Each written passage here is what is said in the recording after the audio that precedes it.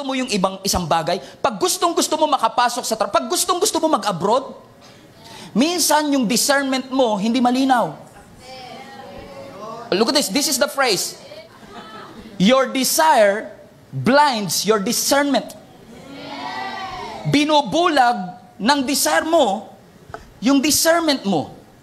How long will you mourn? Hindi ka ba na-inform? Hindi ka ba nakatanggap ng memo? I have rejected Saul. It's not my will na i-restore pa siya sa throne. I have a new plan.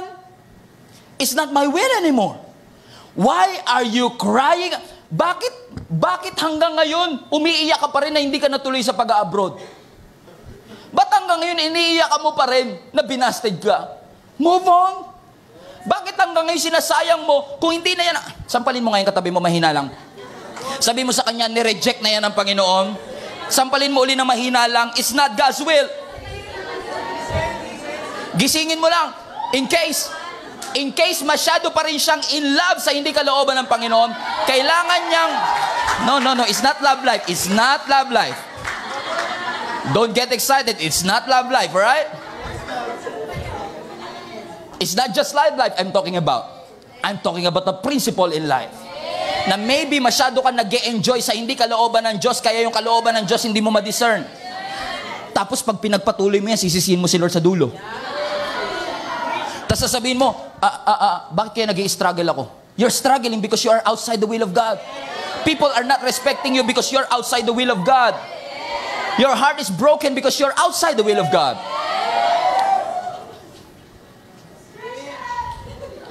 Is it possible? Is it a possibility, mga kapatid, na ang mga nangyayari sa atin is a soft nudge, a soft push, and a soft reminder, it's not my will. Masaya naman ako, pastor, kalooban to ng Diyos. Nakabili akong kotse, kalooban ng Diyos to. Nakabili ako ng bagong bahay, kalooban ng Diyos to. May natipuhan ka sa church, type ko to lumapit ka. Miss.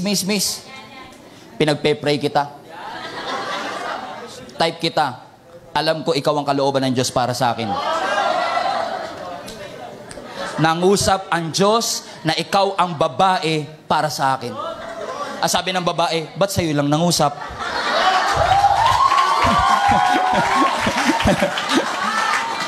No kidding.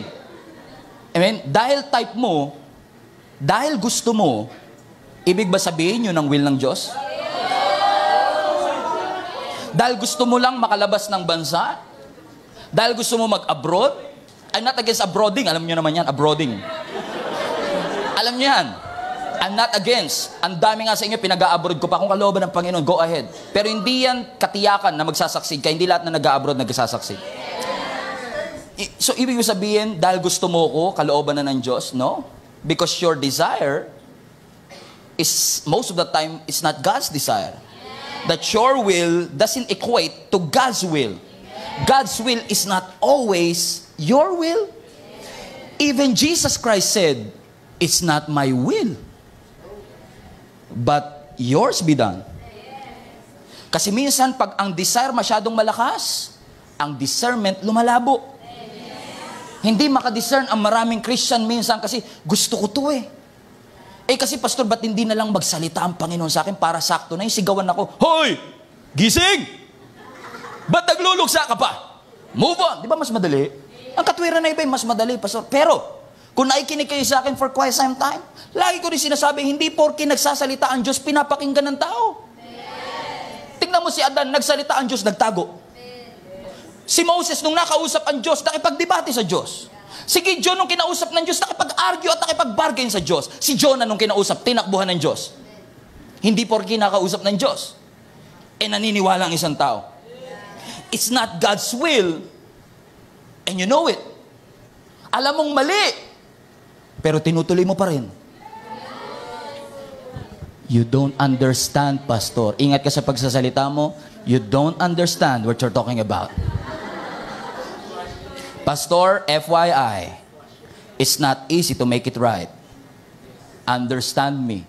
Yes, naintindihan ka nga ng Diyos Kaya nga ang tanong niya, how long